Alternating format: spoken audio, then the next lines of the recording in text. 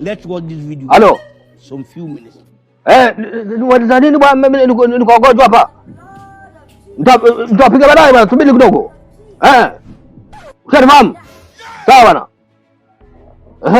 Wewe unasemaje bwana? Mtaalamu, hawa ndio wale ndugu zangu nilikwambia wana shida yao. Ungewasikiliza. Wa kiongozi si bwana, ndo tumekuja hapa. Tunajua basi mchongozi tunataka tuingie hapo Dizo, nataka tuingie Dizonga. Kwa hiyo tumekuja hapa uchezesho kwenye mabreak chesi tupate nauli. Au sio bwana? Nguo ya kutoka bongo tushaji.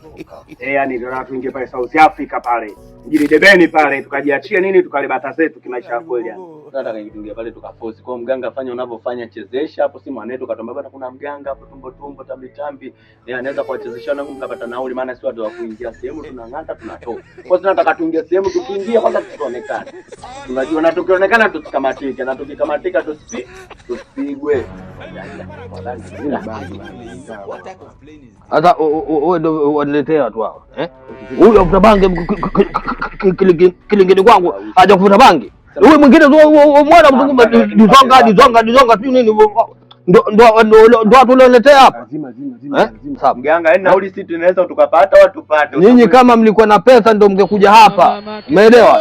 Mimi kwangu usiniletee watu ambao hawana pesa. Sema nadhani si mganga hatuna pesa. Si pesa tunayo. Kwanza tule foto. Wa kumbukumbu wangu. Mwanangu. Tambo kali la askari. Pesa yenyewe tunayo vizuri tu hapo askari wangu. Sasa nauli tunapanda. Kaa kwa kweli tupige picha. Kaa kwa kweli tupige picha. Pige picha mbali. Ya mbali. Weka pose. Hiyo mganga hiyo.